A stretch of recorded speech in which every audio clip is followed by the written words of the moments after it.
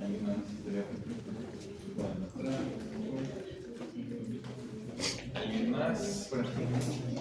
Sí, una pizza ya para tu noche. ¿Quién trae más?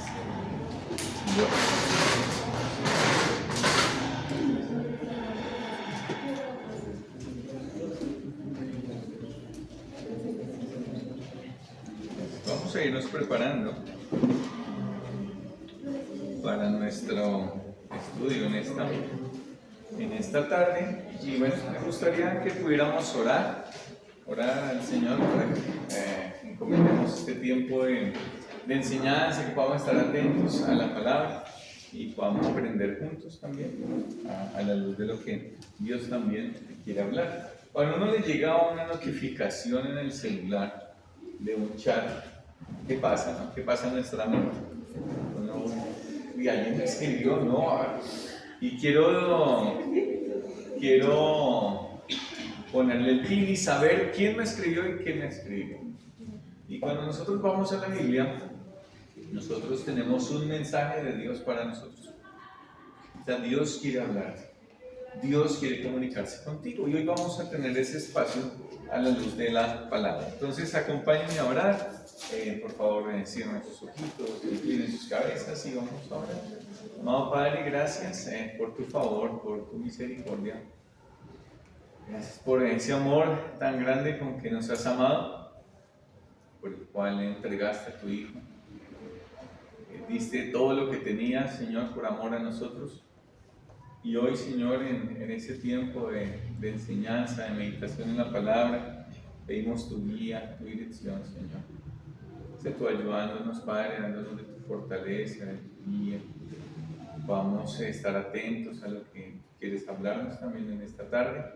Sé tú guiando también mis palabras y podamos ser edificados, ser expuestos, confrontados ante la Escritura, Dios. Somos conscientes de que tú quieres hablarnos, de que nos has amado, y gracias por ello, Señor. Oramos, Padre, en Cristo Jesús. Amén. Y amén. Bueno, vamos a hacer un pequeño repasito, pensando en que vamos a decir que muchos tal vez vienen por primera vez. ¿Alguien viene por primera vez? Levanta su mano. Ok, 3 chicas, listos.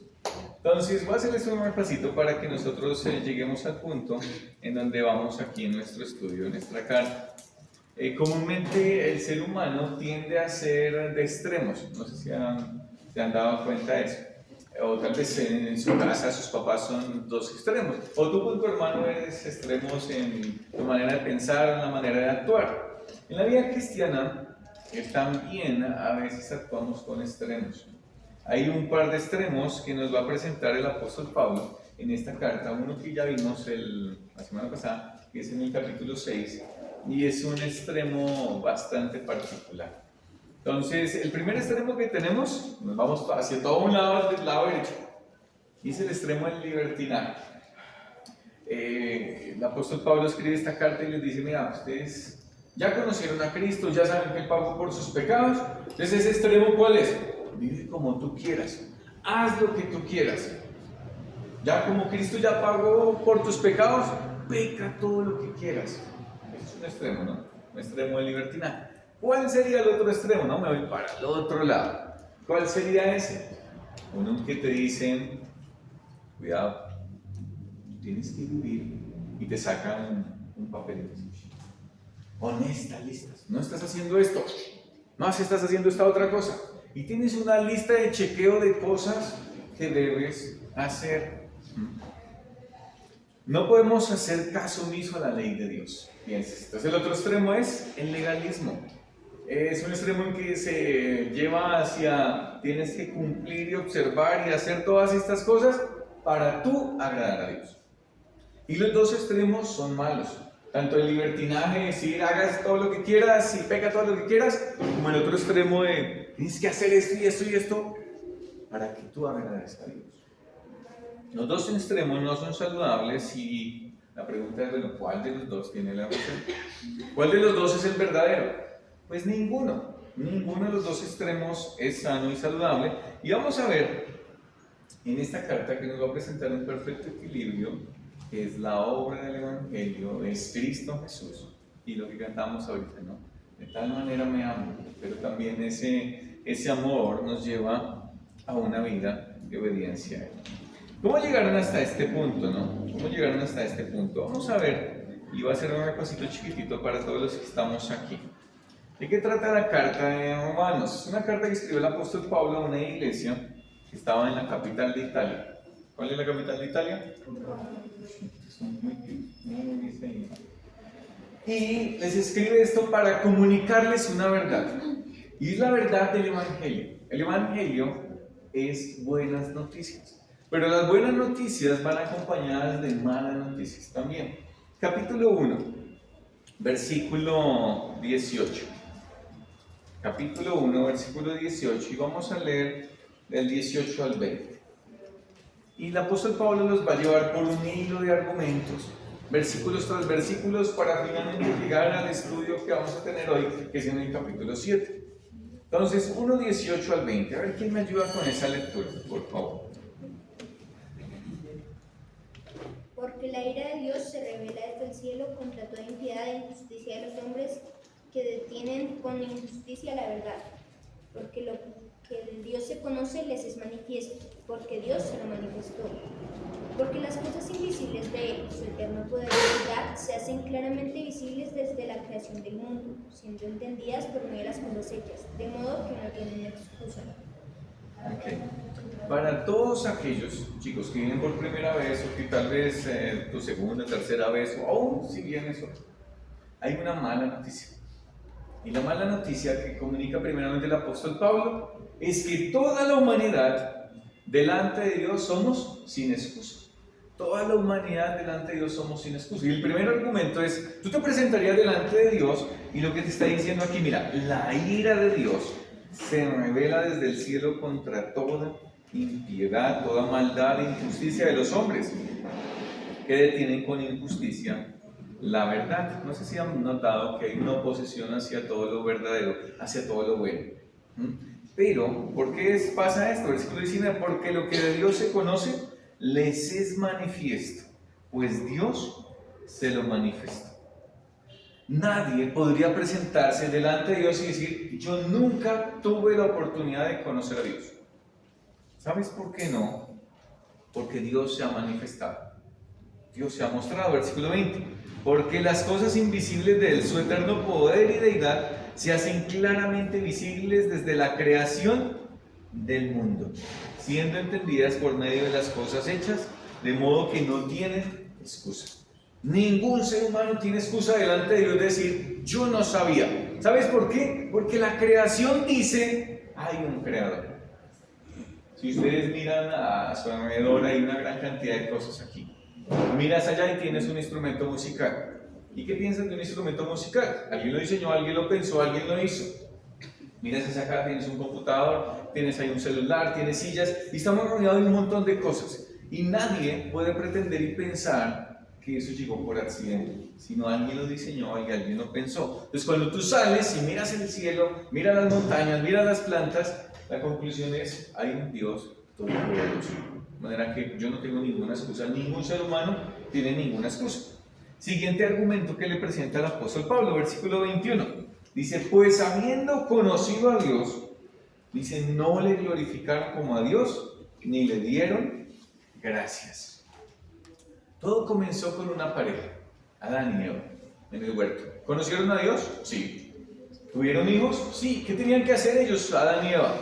Dar a conocer a sus hijos a Dios. Pero ¿sabes qué pasó generación tras generación?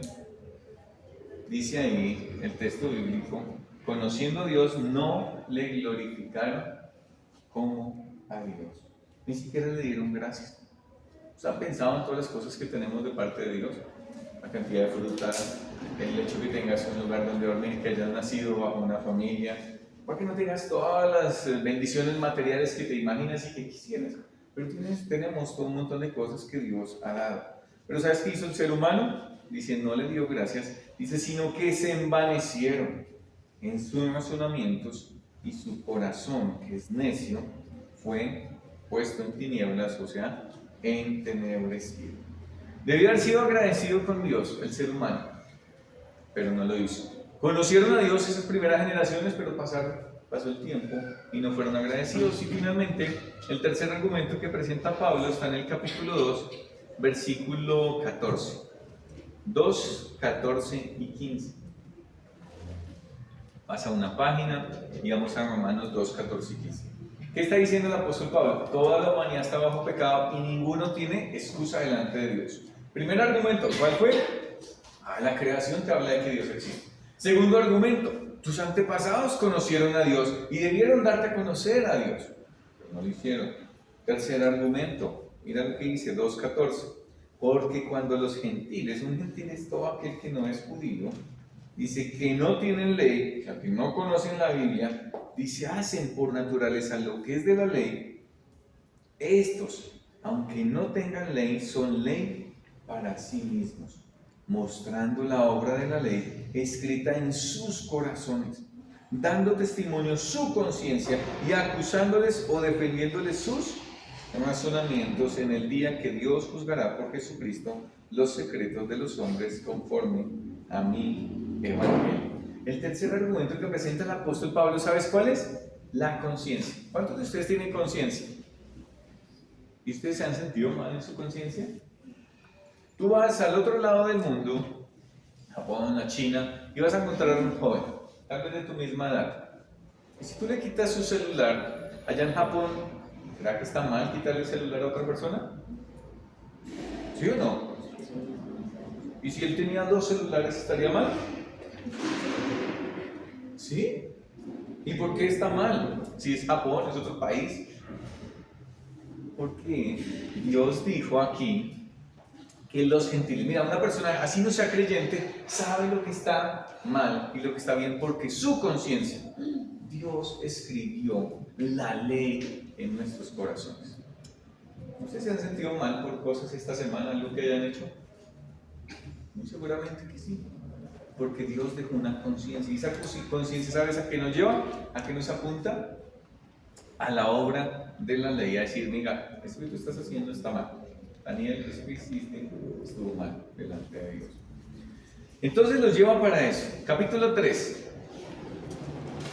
En el capítulo 2 le habla mucho a los judíos y les dice, no, mira, ustedes como judíos, claro, Dios se sentía, nosotros somos el pueblo de Dios, somos Israel, por nosotros vinieron los mandamientos, por nosotros vino el Salvador, nosotros somos privilegiados. Pero Pablo, ¿sabes qué les dice? Ustedes no tienen ninguna ventaja, también son inexcusables delante de Dios.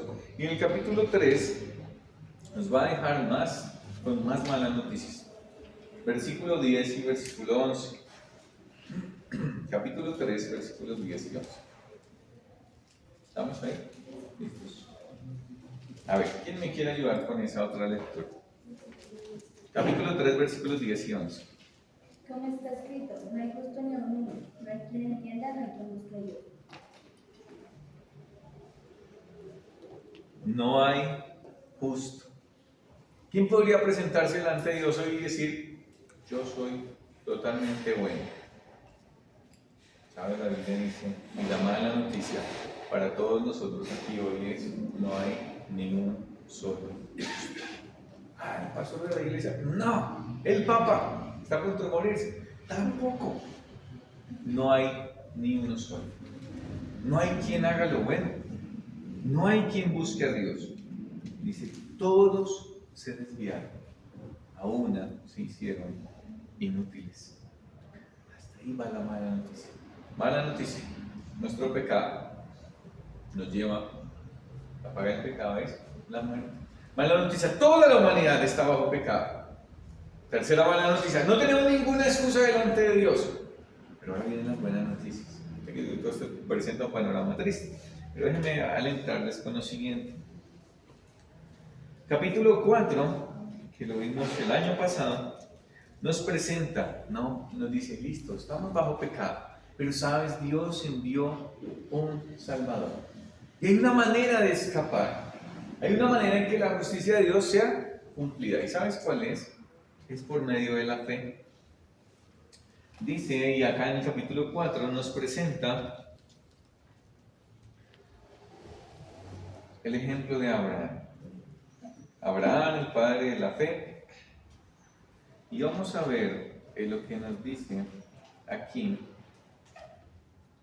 el versículo, vamos a leer desde versículo 20, capítulo 4, versículo 20.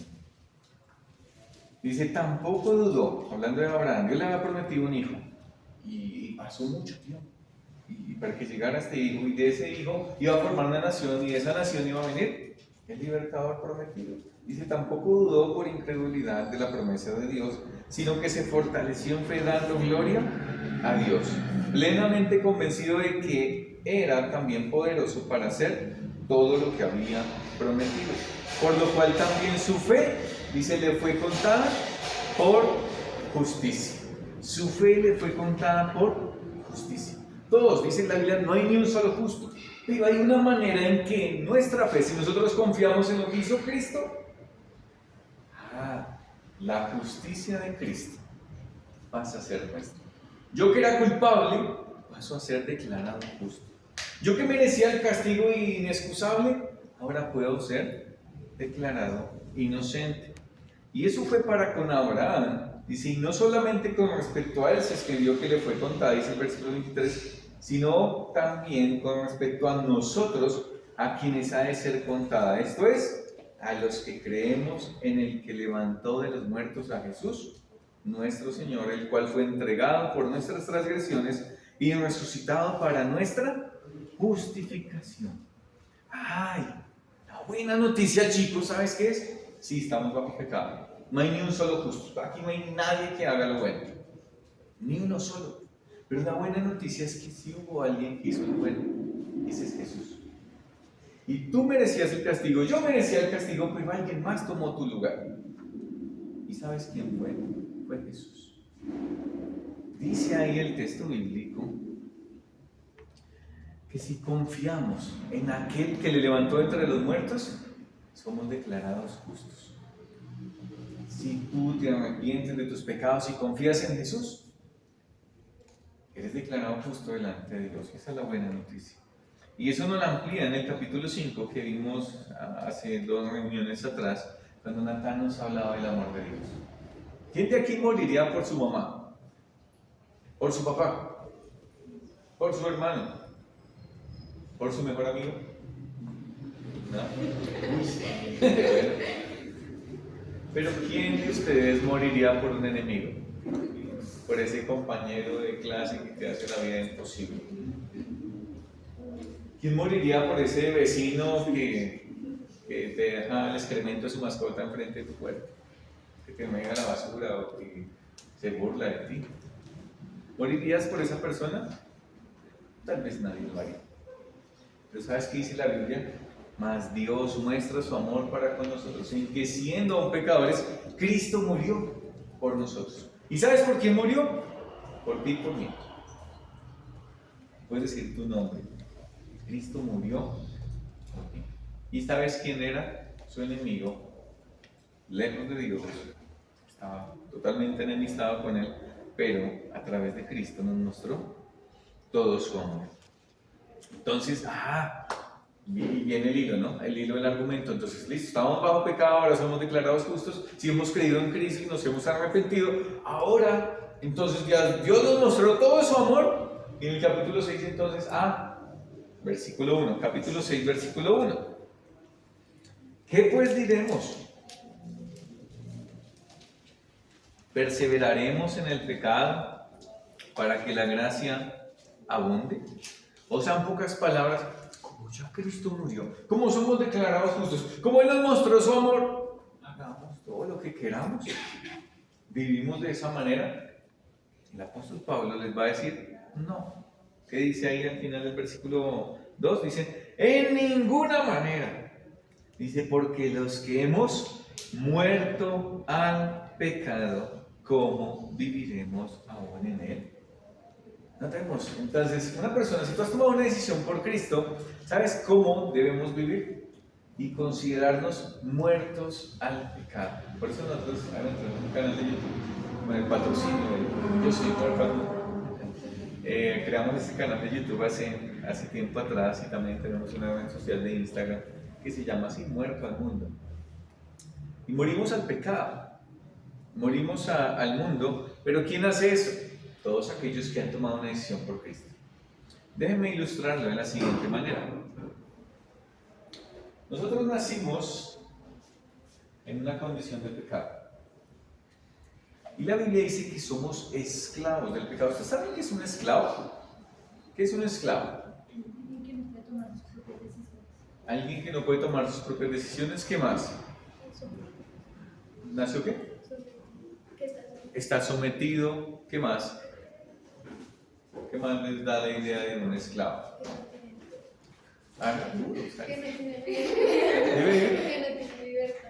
No tiene libertad, es esclavo.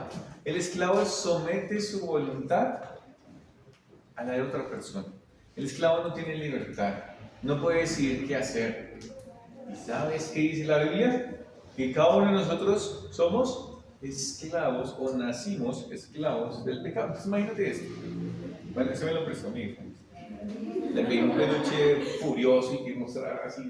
Bueno, esto es lo más que tenemos. Entonces, ¿de quién estamos? Estamos esclavos. ¿Qué hace un esclavo? No tiene su voluntad, no puede hacer sino lo que su amo quiere.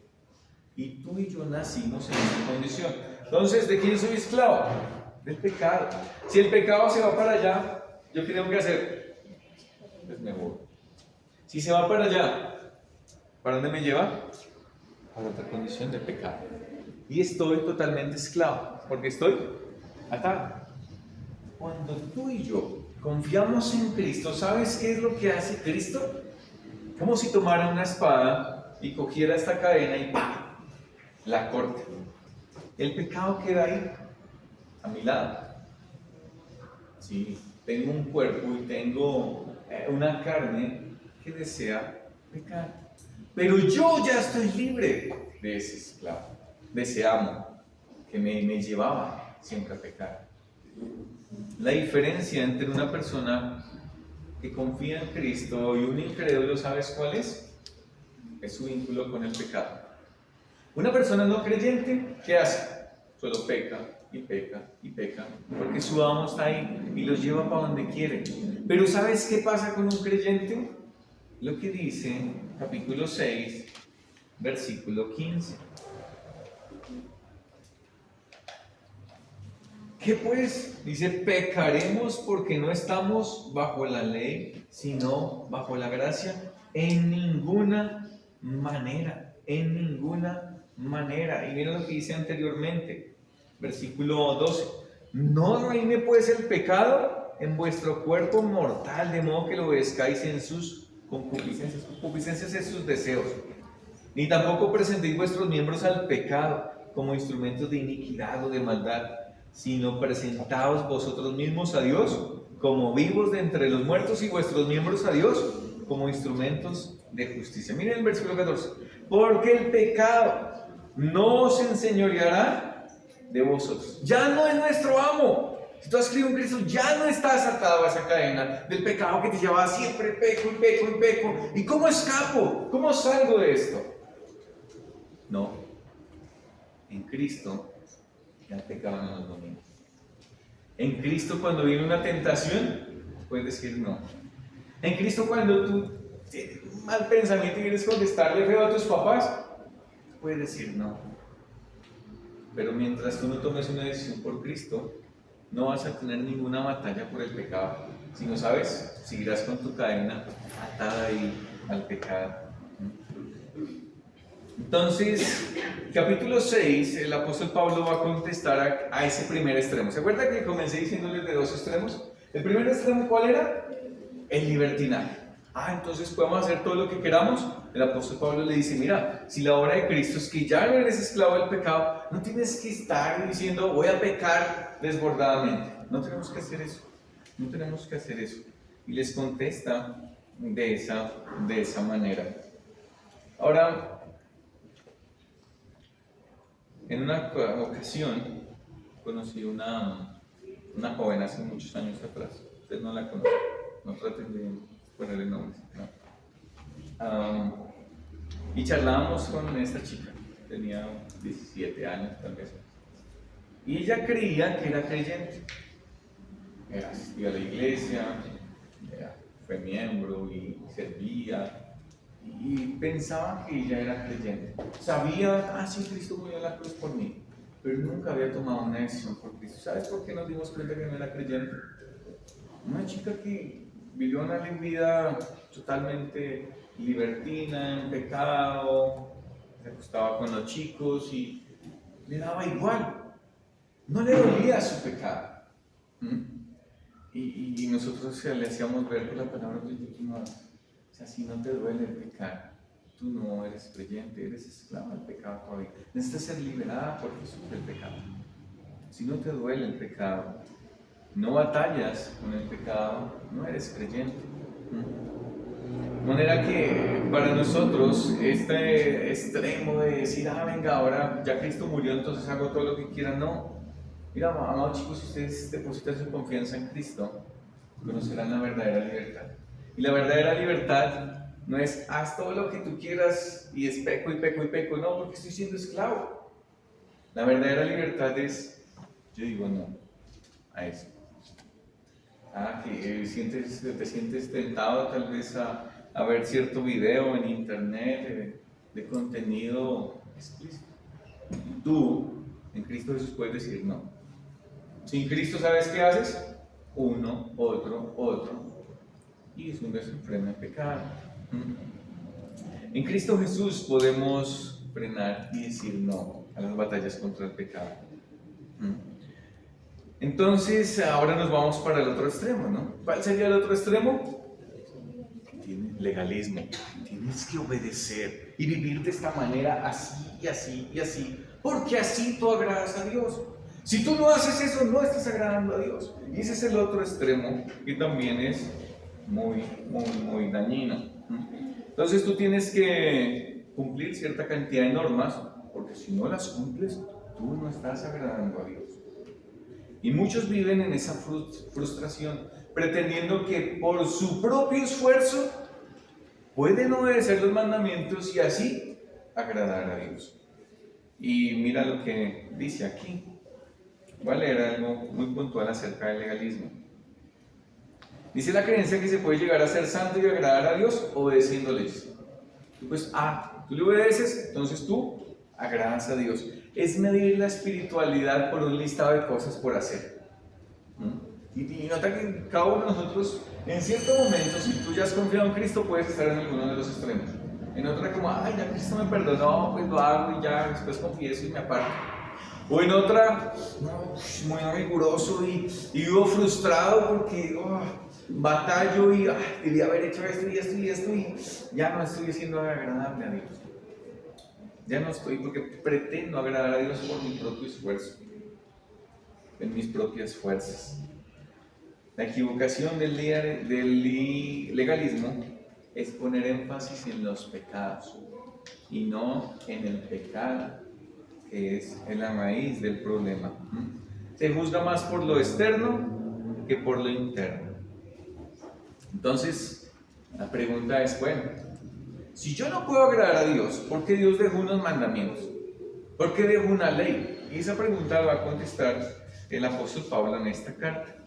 Capítulo 7, y todo esto de manera de introducción para llegar a nuestro pasaje. Tranquilo. Capítulo 7, versículo 7, y vamos a leer hasta el 12. ¿Listos? Capítulo 7 de Carta de Romanos, versículos 7 al 12. 7 al 12. ¿Quién me ayuda con esa lectura? Y vamos pensando en algunas cositas. Un hombre con voz fuerte. Gracias, Felipe, por ser voluntario. ¿Qué diremos pues? La ley es pecado. En ninguna manera. Pero yo no conocí el pecado sino por la ley. Porque tampoco conociera la codicia. Si la ley no dijera no codiciarás, mas el pecado tomando ocasión por el mandamiento produjo en mí toda codicia, porque sin la ley el pecado está muerto. Y yo sin la ley viviría en en un tiempo, pero venido el mandamiento, el pecado revivió y yo morí. Y hallé que el último mandamiento que era para vida, a mí me resultó para muerte. Porque el pecado, tomando ocasión por el mandamiento, me engañó y por él me mató. De manera que la ley a la verdad es santa y el mandamiento santo es bueno. Entonces, el legalista se apoya mucho en la ley, tienes que observarla, guardarla y obedecerla para ser agradable a Dios. Pero Dios no dejó la ley para que nosotros podamos ser santos. Dios no dejó la ley para que nosotros pudiéramos ser justificados ni ser santos. ¿Sabes? Vamos a ver, y este pasaje nos va a mostrar varios aspectos del ministerio de la ley. Varios aspectos del ministerio de la ley. Y lo primero que hace es nos muestra el pecado. La ley nos muestra el pecado. Miremos capítulo 3, versículo 20. Alguien que vaya ya a toda velocidad, 3:20, que nos amplía esto.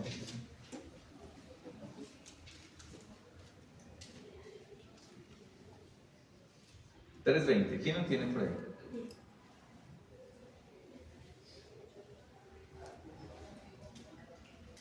¿Ya lo tienes? Juan, ¿me ayudas por 3:20.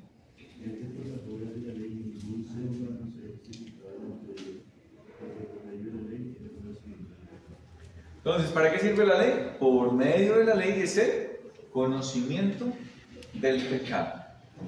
Imagínate por un momento, no sé si les ha pasado, ¿no? Que ustedes tienen una mancha en la cara y ustedes no se han dado cuenta. ¿Qué hacen? Tal vez alguien te dice, uy, tienes una mancha aquí en el cachete. ¿Sí? ¿Le ha pasado? Se te cayó una de esas cejas. ¿Qué haces? Y tú no te has dado cuenta. ¿Sí? Pero ¿tú qué haces? Si tú quieres ver tu mancha, ¿qué tienes que hacer? ¿Qué usamos? Un espejo. Un espejo. Entonces vas al baño o sacas de tu bolsillo tu cartera y tienes un espejo frente a ti. ¿Qué hace el espejo? Te muestra la mancha que tienes. Pero el espejo, ¿tú lo cogerías y vas a estregarme el espejo para limpiarme? No, porque el espejo no puede hacer eso. El espejo simplemente nos muestra la condición, pero no nos limpia. La ley, Dios la dejó, y aquí el versículo 7 nos dice eso. La ley es pecado, dice en ninguna manera. Pero yo conocí el pecado sino por la ley. Pero yo no conocí el pecado sino por la ley, porque tampoco conociera la codicia si la ley no dijera, no codiciarás. Entonces, ¿la ley para qué nos sirve? Para mostrarnos el pecado. Ahora pensemos en algunos mandamientos. ¿Cuántos aquí han matado a alguien? ¿Alguien? ¿Han cometido un asesinato? ¿No? ¿Cuántos de aquí han hurtado en esta semana algo que no les pertenece? ¿No? Vamos. ¿Cuántos de aquí han dicho mentiras esta semana? Entonces no les creo las primeras 2 veces y no levantaron la mano. Ahora, notemos que cada uno de los mandamientos apunta a acciones físicas. ¿Sí? ¿Pueden ustedes notar cuando alguien se hurta algo? Sí. ¿Pueden notar cuando alguien asesina a alguien? Sí. Pero ¿sabes qué dice el último mandamiento? No codiciarás. No codiciarás. ¿Cómo se muestra o se evidencia la codicia? ¿Cuántos aquí están codiciando a alguien en este momento? Tal vez estás viendo el outfit de alguien acá y dirás, ay, tan chévere, me gustaría tener. Y por dentro estás llena de codicia. Me gustaría tener el iPhone que tiene la persona. Me gustaría tener la casa que tiene. Y estamos codiciando. ¿Y sabes a dónde apunta la ley? Apunta a que se nos revele nuestro corazón malvado de pecado. Y nota que ahí el texto bíblico nos dice así: no codiciarás, dice el versículo 7 al final. Entonces, ¿para qué nos sirve la ley? La ley nos muestra como un espejo nuestra condición. Y nota que el apóstol Pablo, ¿sabes cuál usa? Ustedes podrían no levantar la mano en todos los mandamientos que citamos. Y si no, yo cumplí todos esos mandamientos. ¿Sabes? A una persona se le acercó a Jesús y pretendiendo también diciendo, yo cumplo toda la ley. Y se le dijo, maestro, yo quiero seguirte.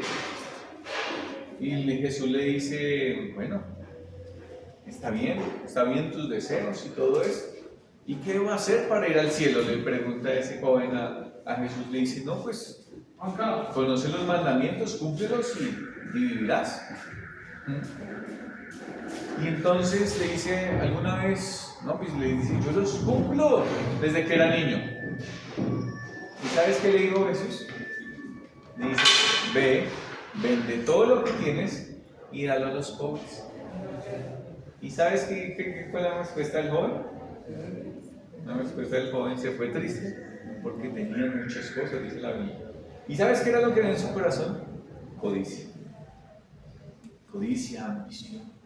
Y el último mandamiento nos apunta al corazón, apunta a nuestra ambición, apunta a que nuestros ojos están deseando. ¿Y sabes cómo somos? Somos una manada de codiciosos. Estamos aquí. Sentimos envidia y queremos cada vez más. Y la ley de Dios nos muestra como un espejo nuestro pecado. Versículo 8. Romanos capítulo 7, versículo 8. Otra parte del ministerio de la ley. ¿Y sabes qué más hace? Mira esto. Más el pecado. Dice, tomando ocasión por el mandamiento, produce en mí toda codicia. Porque sin la ley, el pecado está muerto. Y yo sin ley vivía en un tiempo.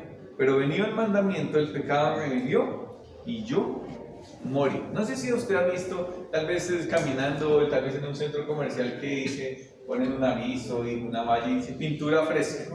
¿Sí? ¿Y qué hace la gente? O te dice, cuidado, no se acerque. ¿Y qué hace la gente? Se acerca. Entonces, míralo de la manera más grande. Su mamá o tu papá te dice, ¿qué dice? No veas eso que produce en ti. Esto lo pones, ese tiene el mandamiento, ¿no? Siente uno más curiosidad. Y mira lo que dice el apóstol Pablo, más el pecado. Tomando, mira, aquí está el pecado. Tú has creído en Cristo. Tomando ocasión por el mandamiento. No veas eso. ¿Sabes qué va a hacer el pecado? ¿Y sé qué va a pasar en mí? Hay dos cosas que actúan en mí. Yo tengo un cuerpo. Y sabes, este cuerpo, aún confiando en Cristo, tiene algo que se llama una naturaleza pecaminosa. Mi cuerpo, mi carne, ¿sabes qué quiere? Abrazar a este muñequito que se llama pecado. Yo ya estoy libre de él. Él ya no me domina. Ya no es mi amo. Pero cuando viene un mandamiento, tenemos una lucha. Tenemos una batalla. Y la batalla es, dice aquí el versículo 8, el pecado tomando ocasión por el mandamiento, produce en mí toda codicia. ¿No te que puso el ejemplo de no codiciarás? Para ti es como, no veas eso. Yo lo quiero ver. ¿Y por qué me dicen que no? ¿Y por qué me lo prohíben? Y eso produce en nosotros un deseo más en que esta naturaleza pecaminosa y este cuerpo quieren abrazar ese pecado. Se aprovecha el mandamiento y lo que hace la ley o el mandamiento es revivir el pecado. Como un imán, ¿no? Te ponen un mandamiento, una instrucción, o tal vez como un imán se va al metal, se pega en adelante. Entonces tenemos el mandamiento, lo ponen acá. No veas ese video, podrías tener cualquier otra instrucción. ¿Y sabes qué queremos hacer? Ir allá. En una ocasión charlaba con un joven y este joven me decía, no, es que yo tenía una novia, mis papás no sabían, después les conté a ellos, ¿sabes? Ellos me prohibieron estar con ella, me prohibieron y me frenaron en todo ello. ¿Y sabes qué hacía ese chico? Voy a la tienda de mamá. ¿Y sabes para dónde se iba? Voy a ir al gimnasio, mamá. ¿Y sabes para dónde iba? Para donde la novia. Y la ley el mandamiento lo que hace es reavivar en nuestros corazones esa naturaleza pecaminosa y ese cuerpo que quiere abrazar el pecado. Pero, ¿cuál es la salida y la esperanza en todo esto? La esperanza es Cristo. La esperanza es que yo ya no estoy esclavizado y yo estoy libre de él. Pero si tú no has tomado una decisión por Cristo, ¿sabes qué va a pasar? Entre más mandamientos te den, más vas a seguir en esa cuerda, si tú no has tomado una decisión por Cristo, siguiendo y atado al pecado. ¿Qué otra cosa hace el pecado? Versículo 10 y versículo 11.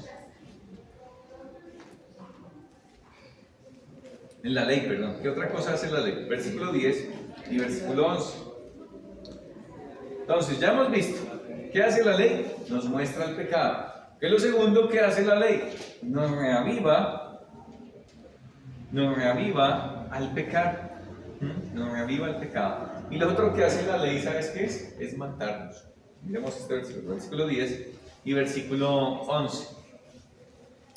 Dice, y hallé el mismo mandamiento que era para vida, a mí me resultó para muerte, porque el pecado tomando ocasión por el mandamiento me engañó y por él me mató.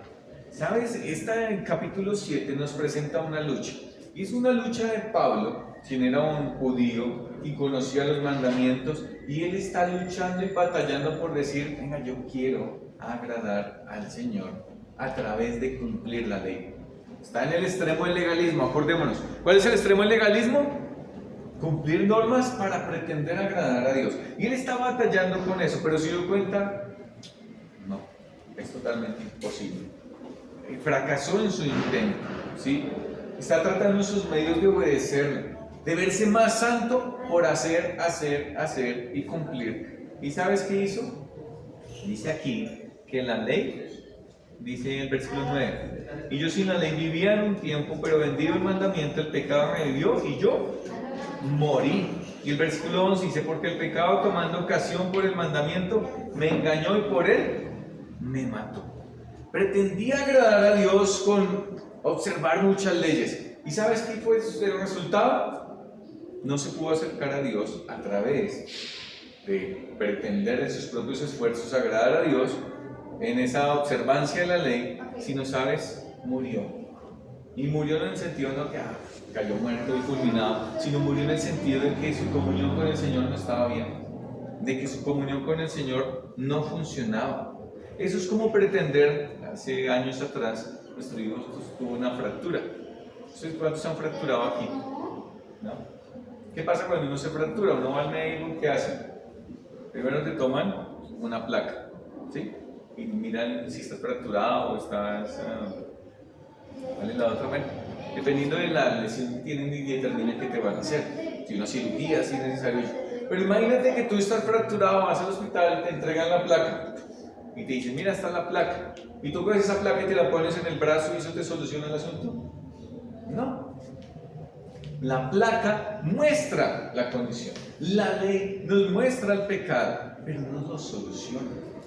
El único que soluciona todo eso, ¿sabes qué es? Es Cristo. Es Cristo. Y la ley no simplemente nos mata, no simplemente nos remueve el pecado, no simplemente nos da a conocer el pecado, sino también nos muestra lo pecaminoso del pecado. Versículo 12 y versículo 13. Dice así, de manera que la ley, dice, la verdad es santa, y el mandamiento santo, justo y bueno.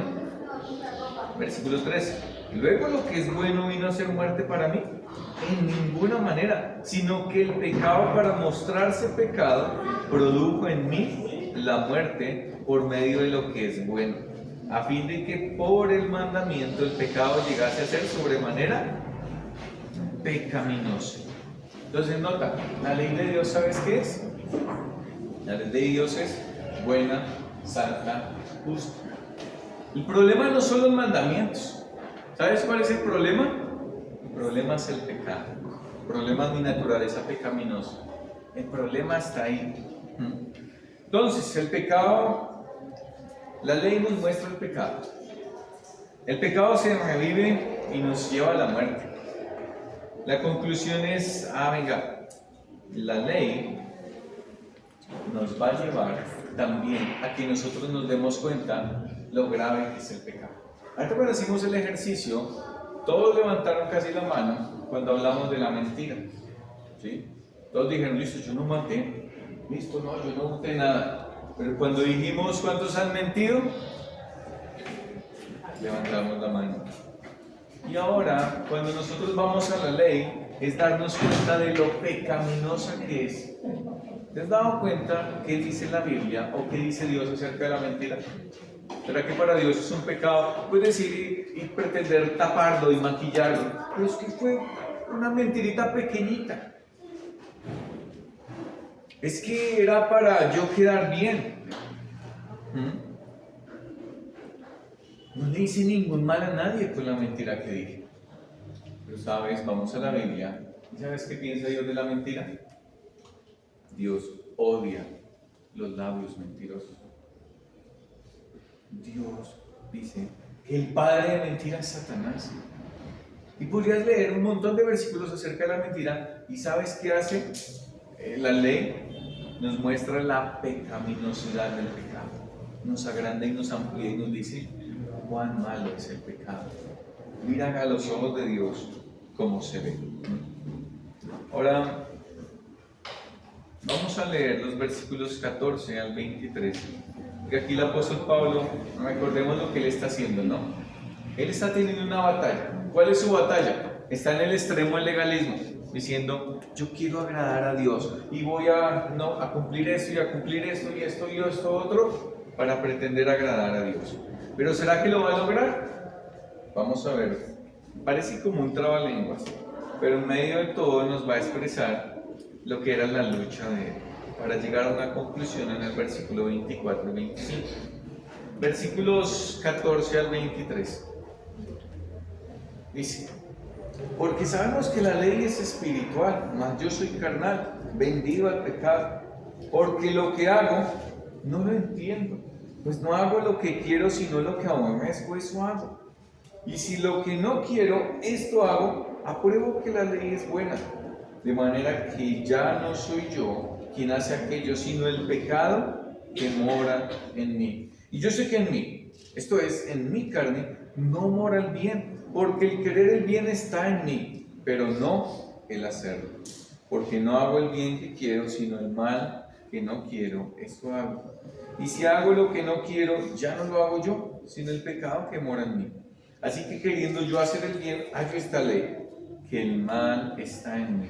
Porque según el hombre interior me deleito en la ley de Dios, pero veo otra ley en mis miembros que se revela contra la ley de mi mente y que me lleva cautivo a la ley del pecado que está en mis miembros. El apóstol Pablo tenía una batalla. ¿Cuál era su batalla?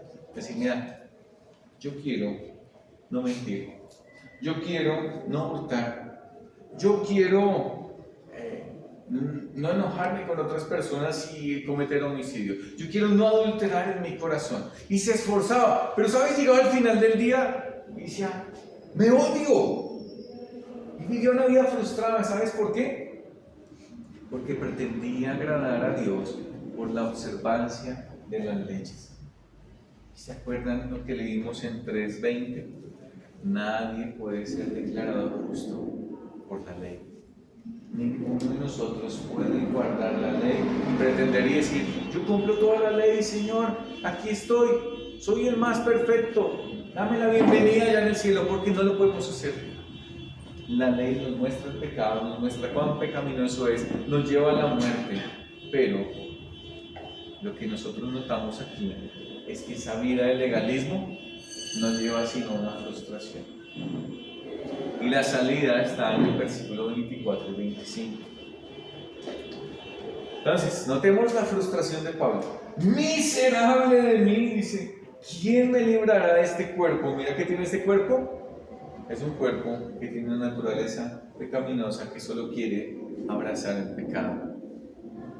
Miserable de mí, ¿quién me librará de este cuerpo de muerte? Y la respuesta está en el versículo 25. Gracias doy a Dios por Jesucristo nuestro Señor. Saben, amados chicos, Si tú no has tomado una decisión por Cristo y sigues esclavo del pecado, hay una salida. Y esa salida, ¿sabes quién es? Es Cristo. Él ya pagó por ti. Él nos libera de la cadena que nos ata al pecado. Ya el pecado no nos domina. Ya tú puedes decir no al pecado. Pero eso solo si tú te has arrepentido y has confiado en Cristo. Un creyente tiene una batalla y tiene una lucha. Está el pecado ahí. Viene la tentación. Yo quiero abrazar, este cuerpo y esta naturaleza quiere abrazarlo. Pero ¿sabes qué más tiene? Jesucristo. En el momento que tú crees en Él, te deja el Espíritu Santo. Y el Espíritu Santo te dice, no tienes que ir tras el pecado. No tienes que abrazar eso. Puedes hacer otra cosa. Y el creyente tiene una batalla interna. Una persona incrédula no tiene ninguna batalla interna por el pecado. No lucha contra su pecado. Si tú quieres saber si eres creyente o no, examina en tu corazón si tienes una batalla por no pecar. Más gracias doy a Dios por Jesucristo nuestro Señor. Cumplir la ley era imposible, pero lo único que nos rescata de esta batalla de abrazar el pecado es Cristo. Jesucristo lo logró, no rompió esa cadena, nos dio su Santo Espíritu, nos da la palabra para que podamos conocer más a Dios. Se trata no de ser religioso y tener una cantidad de normas y de mandamientos, no hagas esto, no veas esto, y yo soy santo. Eso es el extremo del legalismo, eso no es lo que Dios quiere. Dios quiere es, conóceme.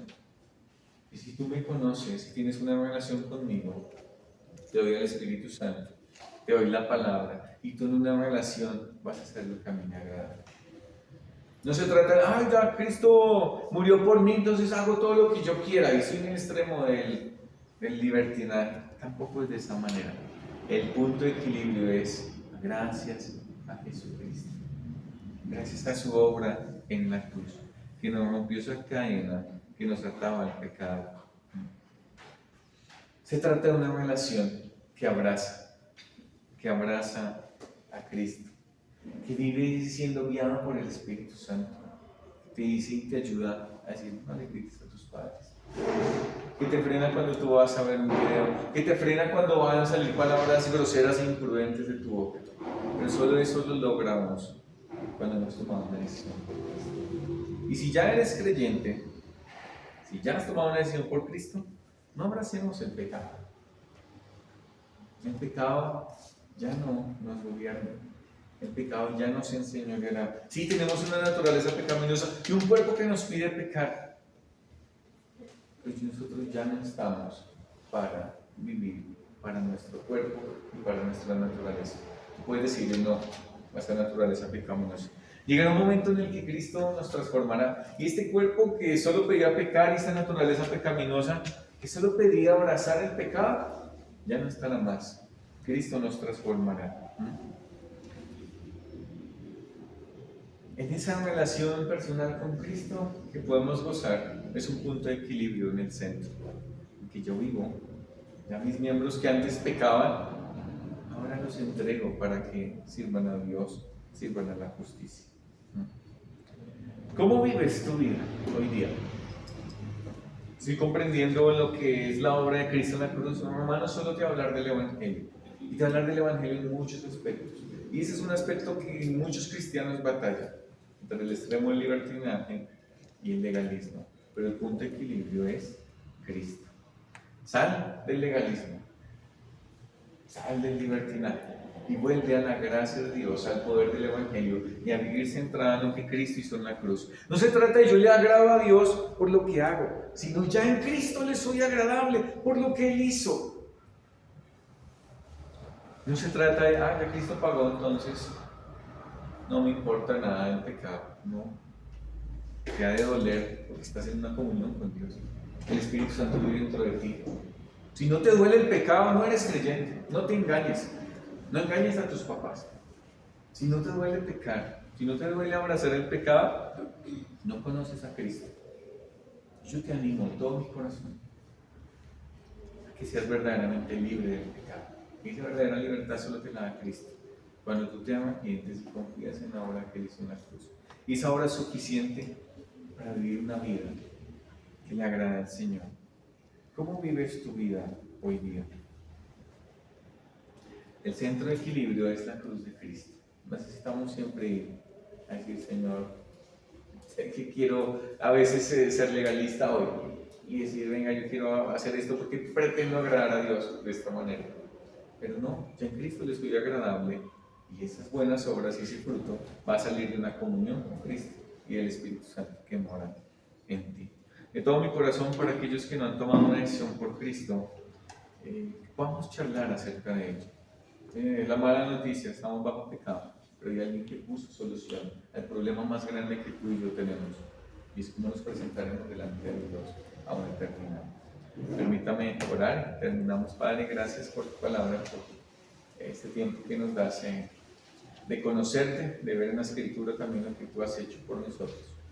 Gracias por este puñado de jóvenes, Señor, y permite que ellos puedan tener una relación verdadera, plena contigo, Dios. Aquellos que ya te conocemos, Padre, que podamos vivir en ese punto de equilibrio, en dependencia de tu Santo Espíritu y no en los extremos dañinos también del libertinaje y del legalismo, Padre. Gracias por tu ayuda, por tu gracia y oramos, Señor, en Cristo Jesús. Amén. Amén.